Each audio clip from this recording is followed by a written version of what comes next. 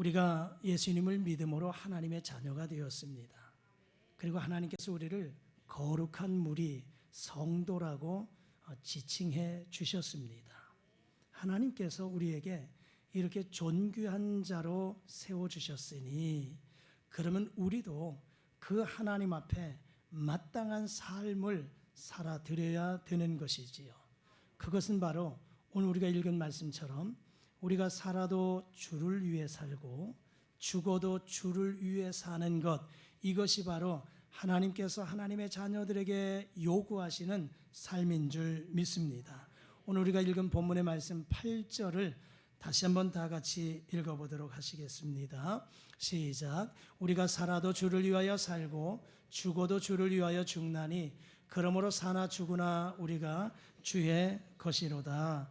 아멘. 그렇습니다. 성도는 사나 죽으나 주님을 위해서 사는 사람들입니다. 저와 여러분들은 오늘도 주님을 위해 사는 사람이다. 잊지 마시기를 주의 이름으로 부탁합니다. 오늘 읽은 본문 말씀 속에서 보면 주를 위하여라고 하는 단어를 5번씩이나 아주 짧은 구절 가운데 5번씩이나 말씀해 주고 있습니다. 그것은 그만큼 우리 성도들이 우리의 삶이 주님을 위해서 사는 것이다라고 하는 것을 우리 하나님이 강조해 주고 있다고 하는 것입니다. 오늘 이 말씀과 연결시켜서 보면 이 세상 사는 사람들은 두 부류의 사람으로 나눌 수 있을 거예요. 한 사람은 자기를 위해 사는 사람, 또 한 사람은 주님을 위해 사는 사람, 이렇게 나눌 수 있을 것입니다. 여러분, 자기를 위해 사는 사람은 다 모든 것이 자기를 위해요. 내 자신을 위해서 일하고, 내 자신을 위해서 돈 벌고, 내 자신을 위해서 출세하고, 내 자신을 위해서 성공하려고 사는 사람들입니다. 반면에 주님을 위해서 사는 사람은 내가 일을 해도 성공을 해도 물질을 가지고 있어도 모든 것을 다 주님을 위해서, 주의 나라 영광을 위해서, 그래서 내가 무엇을 하든지 어디에 있든지 무엇을 가졌든지 주님을 위해서, 주의 나라 영광 위해서, 그리고 가진 것들 베풀고 나누고 섬기는 삶을 사는 것, 이것이 바로 주님을 위해서 사는 사람들입니다. 바라기는 저와 여러분들이 나 자신을 위해서 사는 인생이 아닌 주님을 위해서 하나님의 나라 영광 위에 사는 인생 삶이 되실 수 있기를 주의 이름으로 축복합니다. 그러면 이런 사람은 어떻게 사는가 하는 겁니다. 주님을 위해서 사는 사람은 어떠한 삶을 사는가, 오늘 본문 속에서 3가지 생각해 보기를 원합니다. 먼저 감사하며 삽니다. 6절 말씀 우리 다 같이 자막과 함께 읽어보시죠. 시작. 나를 중히 여기는 자도 주를 위하여 중히 여기고 먹는 자도 주를 위하여 먹으니 이는 하나님께 감사하며 먹지 않는 자도 주를 위하여 먹지 아니하며 하나님께 감사하느니라. 아멘. 세계 어느 나라 사람들, 모든 사람들을 통틀어 가장 많이 사용하고 있는 언어가 아마 감사가 아닐까 싶습니다. 자, 그런데요, 이 감사는 그저 말로만 해서 성립되는 것이 아니에요. 이 감사는 우리의 입술뿐만 아니라 삶을 통해서 열매 맺는 이 모습이 진정한 감사의 모습일 줄 압니다. 그래서 성경의 수많은 신앙의 선배들을 보면 그들은 입으로 감사할 뿐만 아니라 그들의 삶을 통해서 생명을 바치기도 했고요, 시간을 바치기도 했고요, 물질을 들여서 감사했던 것을 보게 됩니다. 그리고 우리가 읽은 이 6절의 말씀처럼 더 중요한 것은 먹어도 감사했고, 그리고 먹지 못해도, 못 먹어도 감사했다, 이 말입니다. 이것은 다시 말하자면 우리의 삶 속에서 성공해도 감사, 실패했어도 감사, 돈을 벌어도 감사, 못 벌어도 감사, 살아도 감사했고, 죽으면서까지도 감사했던 이런 신앙의 사람들, 저와 여러분의 삶이 되어지기를 주의 이름으로 축복합니다. 심리학자이며 크리스찬 작가인 베이커라고 하는 사람이 땡큐 테라피라고 하는 책을 썼어요. 땡큐 감사, 테라피는 치료한다는 뜻이거든요. 땡큐 테라피, 이 책을 쓰면서 거기에 이런 글을 남겼어요. 이 치료제는 식전이나 식후에 복용하시면 됩니다. 호흡곤란을 느낄 때, 가슴에 통증이 느껴질 때 수시로 복용하실 수 있습니다. 물과 함께 드실 수도 있고 물 없이 드실 수도 있습니다. 이것은 특별한 처방전을 필요하지 않습니다. 이 치료제는 절대로 부작용이 없고 안전합니다. 더욱이 이 치료제는 무료입니다. 저는 이것을 땡큐 테라피라고 하고 싶습니다. 우리가 몸이 아프면 병원에 가게 되지요. 그래서 자신의 증상을 의사에게 다 이야기하잖아요. 그러면 내 몸 상태가 어떠한 거를 진단하잖아요. 그리고 처방을 내리잖아요. 그래서 그 처방전을 가지고 약국에 가서 약을 타다 그것을 먹으면서 몸이 건강 회복되는 사람들이 있잖아요. 그런데 오늘 이 사람은 땡큐 테라피, 우리가 약국에 가서 약을 처방받지 않아도 우리의 삶 속에 감사, 그저 감사하면 우리의 육체도 정신도 강건해질 수 있다고 하는 이런 은혜가 우리의 삶 속에도 적용되고, 그래서 삶 속에서 그런 것들을 경험할 수 있기를 축복합니다. 이 한 주간 여러분들이 살아가면서 어려운 일이 있어도 힘든 일이 있어도 그저 감사, 물론 성공할 때는 감사가 저절로 나오죠. 그러나 실패했을 때 감사한다는 것은 쉽지 않습니다. 건강할 때 감사할 수 있어요. 그러나 병약할 때 감사하기가 쉽지 않습니다. 자녀들이 그저 말 잘 듣고 그저 자녀들이 잘 자라줄 때 감사해요. 그런데 자녀들이 그저 속을 썩이고 그저 자녀들 생각하면 눈물이 절로 나는 그런 상황 속에서 감사한다는 건 정말 쉽지 않습니다. 그럼에도 불구하고 우리가 먹어도 감사, 못 먹어도 감사, 성공해도 감사, 실패해도 감사, 범사에 감사할 때 하나님은 더 많은 감사와 기쁨과 기적을 선물로 주실 뿐만 아니라 우리 육체의 질병도 깨끗하게 치료해 주시는 은혜가 있을 줄 믿습니다. 때로는 마음이 답답할 때가 있어요. 그래서 우울증에 빠져서 허덕이는 사람들이 있습니다. 삶의 의욕을 잃어버리고 살아가는 사람들도 있습니다.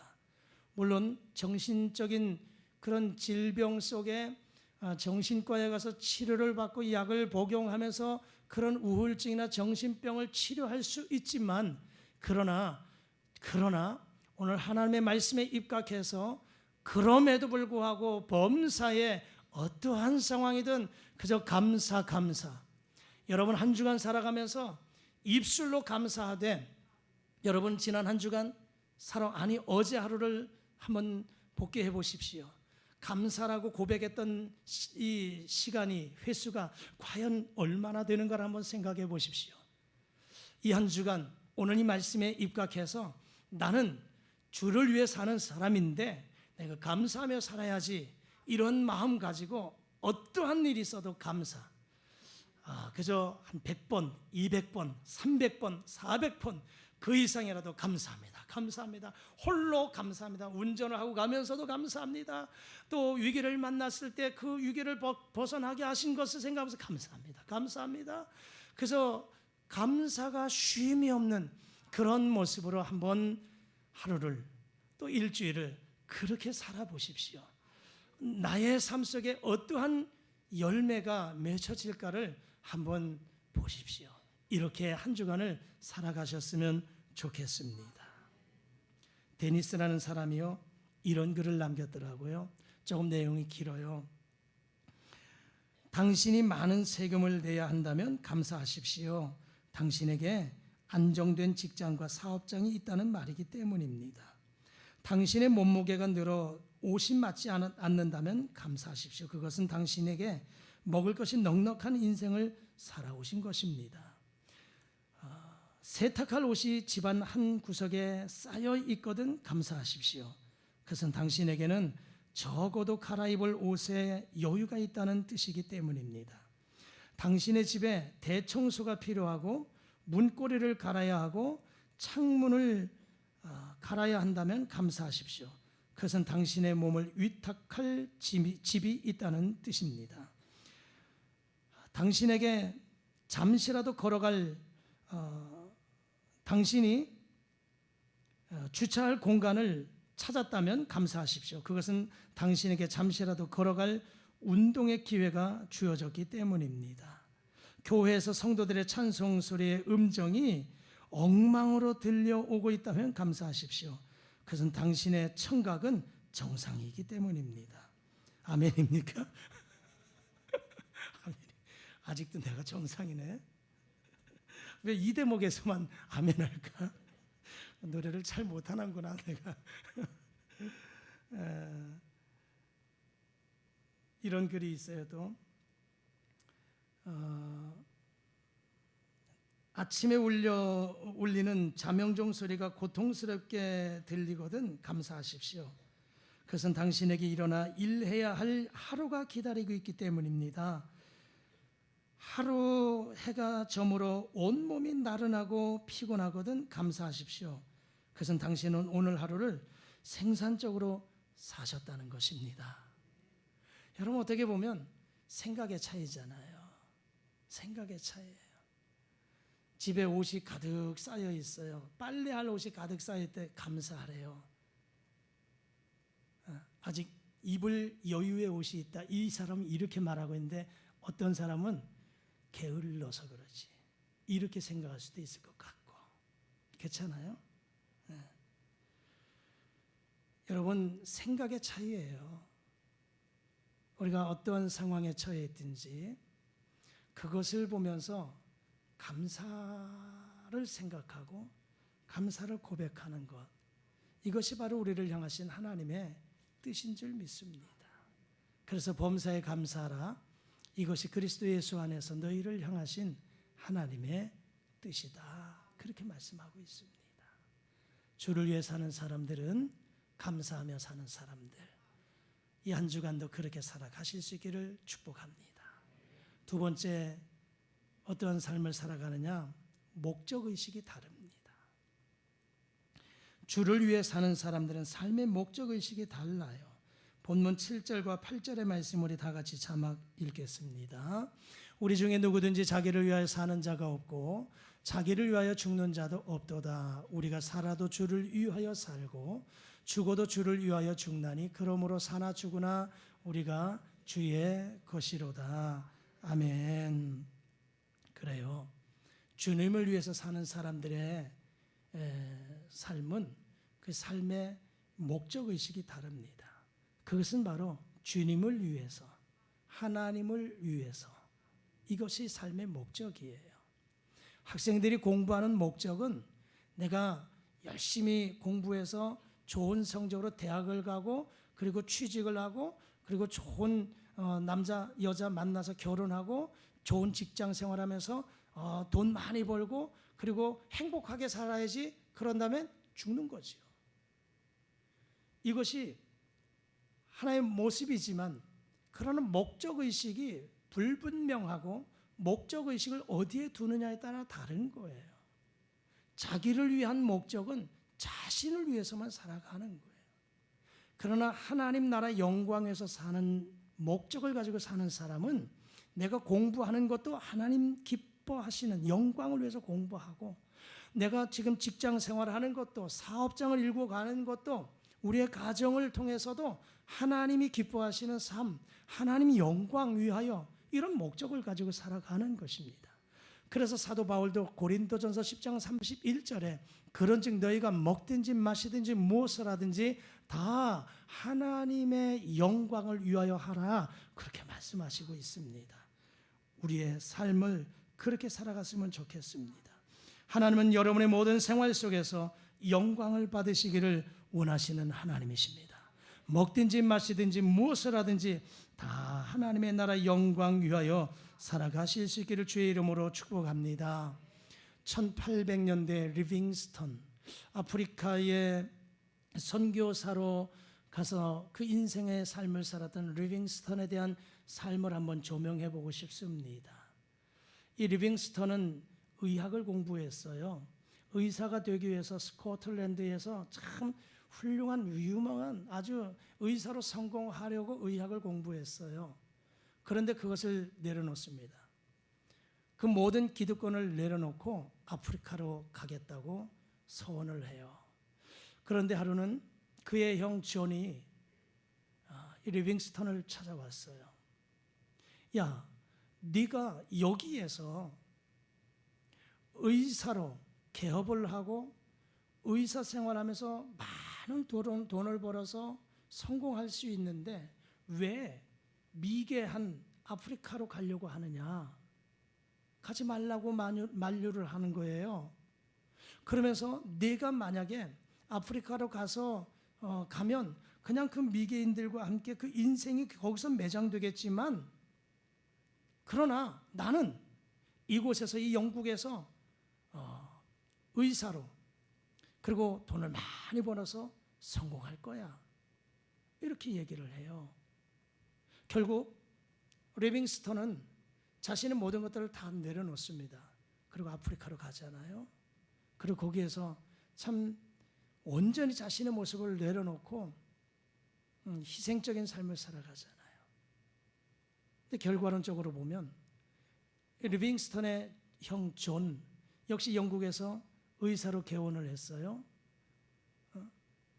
병원을 개원을 했어요. 그리고 돈을 많이 벌었어요. 그리고 아주 유명했어요. 한편으로 세상으로 보면 성공했습니다. 그러면 이들의 모습을 여기서 우리가 딱 종결 지으면 안 되잖아요. 과연 이들의 삶의 모습을 통해서 훗날 이들의 삶이 어떠한 삶을 살았다 평가가 중요하잖아요. 리빙스턴이 죽고 지금 150여 년이 지나간 오늘 이 시대에 리빙스턴에 대한 그의 삶의 모습을 브리테니커 백과사전에서는 14줄에 달하는 그의 삶이 이렇게 살았다라고 14줄을 소개하고 있어요. 그러면 리빙스턴의 형 존은요, 단 한 줄, 그것도 뭐라고 소개했을까요? 의사? 아니요. 리빙스턴의 형, 이렇게만 소개했다는 거예요. 그러니까 지금 세상에서 어떠한 삶을 살아가느냐, 이게 중요한 것이 아니고 어떠한 목적을 가지고 살아가느냐, 이게 중요한 거잖아요. 그러니까 우리 그리스도인들은 하나님의 나라 영광 위하여 삶의 목적이 분명해야 된다라고 하는 것입니다. 이런 목적을 가지고 살아가실 수 있기를 주님의 이름으로 축복하면서, 여러분의 생애에는 언젠가는 평가가 날 때가 있어요. 그 사람에 대한 평이 분명히 드러날 때가 있습니다. 그래서 이 리빙스턴처럼 하나님의 나라 영광 위해서, 그리고 지역사회를 위해서 하나님이 기뻐하시는 삶을 살았다고 평가받기를 주의 이름으로 축복합니다. 저희 성결대학에 제가 신학을 공부하면서 참 지금은 뭐 학교가 나름대로 조금 뭐 신학대학 치고는 그렇게 크진 않죠, 일반 대학에 비하면. 그런데 저 공부할 때는 건물 딱 2개 있었어요. 그런데 그 신학대학의 건물에 올라갈 때 보면 오른쪽 계단 오른쪽에 비석이 하나, 비문이 써 있어요. 딱 이렇게 써 있어요. 잘 와서 큰일 하시고 잘 가셨다. 이것이 그분의 비문이에요. 누구냐? 홍대실 권사님이에요. 그 홍대실 권사님 여자분이 권사님이 사업을 해서 일군 물질을 가지고 신학교를 위해서 자신의 땅을 기증하고 자신의 재산을 기증하고 그래서 목사님들을 훈련시키고 양성하는 신학교를 해서 써주세요. 그 지금 안양에 있는 그 땅이 그분이 희생, 헌신해서 거기에 신학대학이 세워진 거예요. 그분 돌아가셔서 그래서 잘 와서 큰일 하시고 잘 가셨다 그랬어 있어요. 역사는 그를 평가합니다. 우리의 삶도 그를 우리의 삶도 누군가는 평가하잖아요. 정말 하나님의 나라 영광에서 살아갈 그 인생들, 그 삶이 중요하다는 겁니다. 우리의 목적의식이 다른 사람들과 다르다. 그렇게 살아가실 수 있기를 축복합니다. 마지막으로 우리는 소유 개념이 다릅니다. 그리스도인들은 소유의 개념이 달라요. 본문의 말씀 8절 다 같이 한번 읽어보시죠. 시작. 우리가 살아도 주를 위하여 살고 죽어도 주를 위하여 죽나니 그러므로 사나 죽으나 우리가 주의 것이로다. 아멘. 여러분, 많은 사람들은 사나 죽으나 나의 것을 주장해요. 나의 것. 내 것이 아닌 것도 내 것 되기 위해서 몸부림치는 것이 인생입니다. 하지만 주님을 위해서 사는 사람은 소유의 개념이 달라요.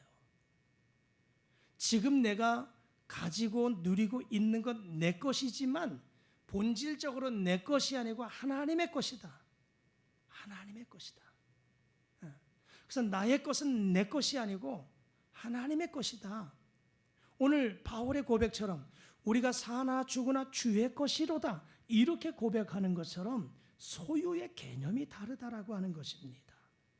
여러분, 내가 누리고 내가 사용하고 있는 것들 다 사실은 내가 노력해서 내 것이지만 우리가 살고 있는 집도 자가 내가 열심히 땀 흘리고 수고해서 등기도 내 이름으로 내서 내 것이지만 그러나 우리는 소유의 개념을 그렇게 잡지 말자라고 하는 거예요. 내 것으로 사용하고 있지만 그러나 본질적으로 이것 하나님의 것이다. 하나님이 주신 것이고 하나님의 것이다. 하나님의 기쁨 영광에 살아야지 이렇게 살아가자라고 하는 것입니다. 많은 사람들이 생각하고 있는 복의 개념이 뭡니까? 그것은 바로 초점이 소유에 맞춰져 있어요. 소유에. 하지만 우리는 거기에서 맞춰서 살면 안 됩니다. 많은 사람들이 그래요. 인생의 성공을 어디에다 두냐? 내가 지금 소유하고 있는 거예요. 재산이 얼마냐? 아파트가 몇 평짜리냐? 자동차가 몇 cc짜리냐? 이것 가지고 그 사람을 평가할 때가 많습니다. 그래서 그것을 보면서 야, 성공했구나. 야, 훌륭하구나. 이렇게 평가할 때가 많습니다.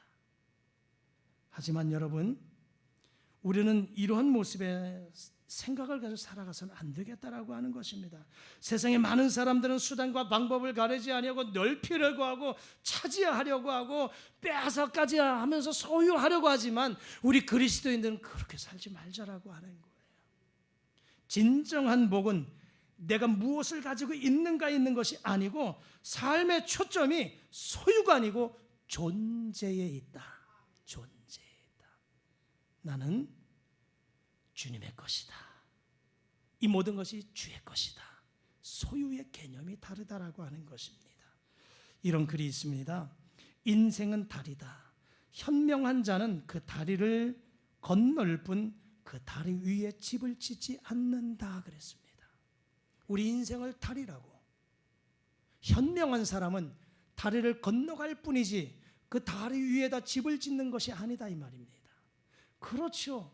다리는 이쪽과 저쪽을 연결하는 연결 부위예요. 그래서 쉽게 지나가게 만든 거예요. 누구든지 그 다리는 지나가지요. 그러나 그 다리 위에 건물을 세우고 집을 짓는 사람은 없습니다. 어리석은 사람입니다. 그렇습니다. 여러분, 마찬가지로 이 세상의 모든 것들은 우리의 것이 아니에요. 그저 잠시 사용하다가 다시금 돌려드려야 할 것들이다. 이것이 우리의 인생입니다. 말씀을 한번 정리해 봅니다. 하나님은 우리를 하나님의 자녀 삼아 주셨고 성도로 세워주셨습니다. 성도라면 하나님도 우리에게 기대하시는 것이 있어요. 그렇게 살아가라고, 이렇게 살아가라고 우리를 향해서 기대하시는 기대점이 있습니다. 성도의 마땅한 삶이 어떠한 삶인가? 우리는 살아도 주를 위해서 살고 죽어도 주를 위해서 죽는 사람들입니다. 그러면 어떻게 살아야 될까요? 먼저 감사하며 사는 사람입니다. 여러분, 생각을 바꾸십시오. 어떤 생각에도 생각을 뒤집으면 그 상황 속에서도 감사할 수 있을 것입니다. 두 번째, 우리는 목적의식이 다릅니다. 모든 것이 하나님의 나라 영광 위해서, 주를 위하여, 이것이 우리의 목적이 되어야 된다. 세 번째는 소유의 개념이 다릅니다. 내 것이 아니고 하나님의 것이다. 오늘 내가 누리고 사는 것 하나님이 주셨음을 감사하고 주님의 것으로 인정할 뿐만 아니라 또 그것을 주님께 드리고 많은 사람들에게 베풀고 섬기며 나누는, 그래서 하나님의 영광 위에 살아가는 여러분 모두가 되실 수 있기를 주의 이름으로 축복합니다. 기도하십니다. 하나님 감사합니다. 우리가 살아도 주를 위해 살고 죽어도 주를 위해 죽는 하나님의 사람들 되게 하옵소서. 우리는 사나 죽으나 주의 것 되어 주님을 위해서 기쁨을 드리며 살아가게 하시고 감사하며 살게 하시고 목적의식을 분명하게 가지고 소유의 개념을 명확하게 가지고 하나님 나라 영광 위하여 살아가는 우리 모든 인생 되게 하여 주옵소서. 예수님 이름으로 기도드리옵나이다. 아멘. 찬송.